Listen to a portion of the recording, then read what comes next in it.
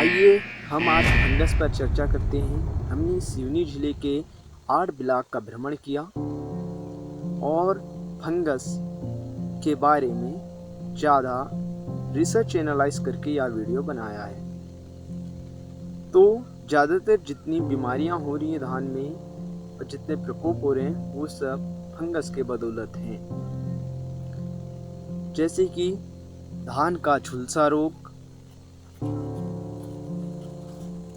आपने देखा होगा धान का झुलसा रोग अभी बहुत तेजी से चल रहा है। दूसरे नंबर में जीवाणु जनित रोग और तीसरे नंबर पे चल रहा है धान का भूरी चित्ती रोग और चौथी नंबर पर चल रहा है धान का खेर रोग।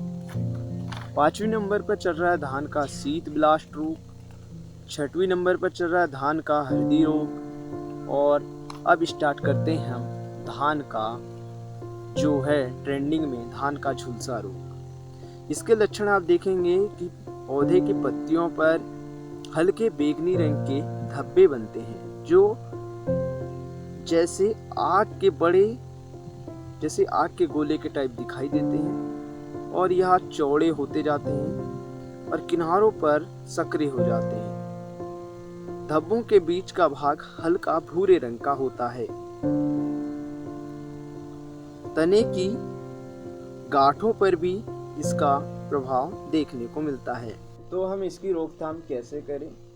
इसके लिए आप टुबेकोनाजोल 25% EC फंगीसाइड का उपयोग करेंगे। यह आप 250 ml लीजिएगा और 1 एकड़ में 200 लीटर पानी में मिलाकर छिड़काव करें। अगर रोग अधिक होने पर 12 दिवस के उपरांत फिर से इसका डबल छिड़काव करें।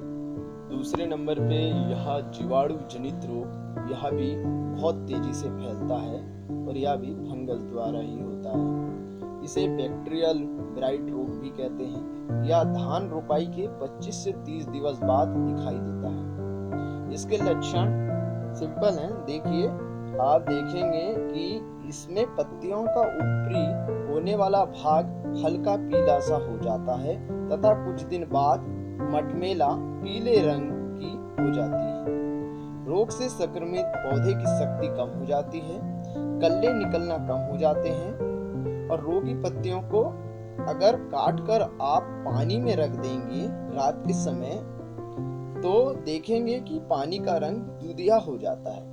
ऐसा इसलिए होता है बैक्टीरिया द्वारा छोड़े गए अपशिष्ट द्वारा।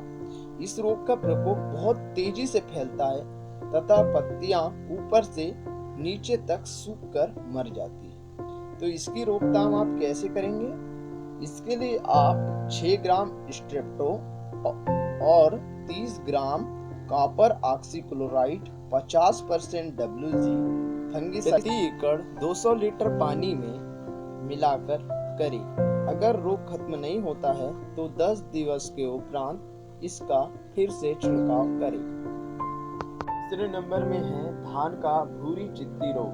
यह भी बहुत विकराल रूप ले लेता है और फसल पूरी बर्बाद कर देता है। यह मध्य प्रदेश के सभी जिलों में इसका रोग तेजी से फैला हुआ है और अपने सिवनी जिले में भी फैला, ज़्यादातर बरघाट विकास खंड में बहुत तेजी से दिख रहा है। यह फफूंद जनित रोग है जिसमें पत्तियों पर गोल आकार के भूरे धब्बे बन जाते हैं जिसमें पौधे की बढ़वार कम हो जाती है, जिससे इसके दाने भी प्रभावित होते हैं। इस रोग में पत्तियों में तिल के आकार के भूरे कलर के छोटे छोटे धब्बे बन जाते हैं जो बाद में आपस में मिलकर बड़े होकर पत्तियों को ग्रसित कर देते हैं और पत्तियां सूखकर मर जाती हैं। तो इसकी रोकथाम आप इस प्रकार करिए। इसके लिए आप कार्बेंडाजिम 50% WP फंगिसाइड 40 ग्राम प्रति एकड़ 200 लीटर पानी में घोलकर स्प्रे कीजिए। अगर आपके यहाँ यह ज्यादा है तो आप 10 दिवस उपरांत फिर से स्प्रे कीजिए। अब बात करते हैं धान का शीत ब्लाइट रोग। यह भी फफूंद जनित रोग है। यह रोग हवा पानी के अलावा पिछले वर्ष की मृदा जो प्रदूषित हो चुकी होती है अपशिष्ट से, उससे भी फैलता है। इस प्रकोप में धान के तने पर इस प्रकार के धब्बे दिखाई देंगे, आप देख सकते हैं। नीचे से कत्थई कलर के और बीच में भूरे रंग के धब्बे दिखाई देते हैं। तो इसके निवारण के लिए आप हेक्साकोनाजोल 5% EC फंगिसाइड या प्रोपिकोनाजोल 25% EC का उपयोग कर सकते हैं। इसे आप 200 लीटर पानी में 250 ml मिलाकर आप इसका स्प्रे करेंगे। अब बात करते हैं हम धान का हल्दी रोग, जिसे लाई कहते हैं या फिर अन्य नाम भी बोलते हैं। और ज़्यादातर लोगों की मानसिकता यह बनी रहती है कि देखो ज़्यादा खाद फेंक दिया या ज़्यादा फर्टिलाइजर्स का उपयोग किया इसने, उर्वरक का, इसलिए फूटी है, ऐसे बोलते रहते हैं। लेकिन ऐसा कुछ नहीं है, यह फफूंद के द्वारा होता है। और इसका मुख्य कारण है मौसम में लगातार परिवर्तन होना, जिससे धान की बाली में जब दाना भरने की स्थिति में होती है तब इसका प्रकोप होता है फंगस का। धान के बीज जो रहते हैं फट जाते हैं तथा इसे हिलाने पर हल्दी जैसा रंग उड़ता है, जो बाद में काला हो जाता है। यह बहुत ही गंभीर रोग है, क्योंकि इस रोग का निवारण मुश्किल है और रोकथाम भी मुश्किल है। अगर आपको लगता है कि यह रोग लगने वाला है तो आप इसके लिए इसका पहले ही टीके के तौर पे उपयोग कर सकते हैं। कॉपर ऑक्सीक्लोराइड 50% WP फंगिसाइड 300 ग्राम प्रति एकड़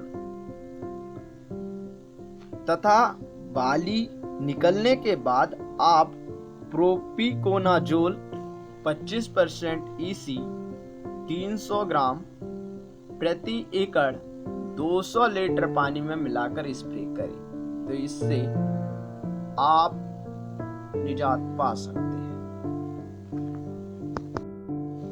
अब बात करते हैं धान में नेक ब्लास्ट की। जो धान पूर्ण रूप से भर नहीं पाता, पोचा ही रह पाता है, बदरा जिसे बोलते हैं देशी में। और यह ज्यादातर व्यक्तियों की मानसिकता में बैठ चुका है कि या हवा लगने के वजह से बदरा जा रहा है या धान भरा नहीं है। लेकिन दरअसल ऐसा कुछ नहीं है। यह नेक ब्लास्ट रोग फंगस के कारण होता है।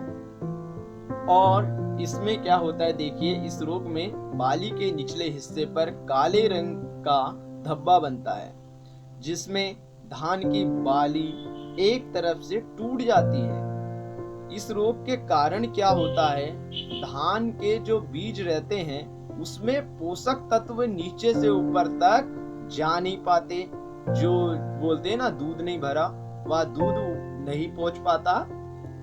उस वजह से धान खोखले ही रह जाते हैं।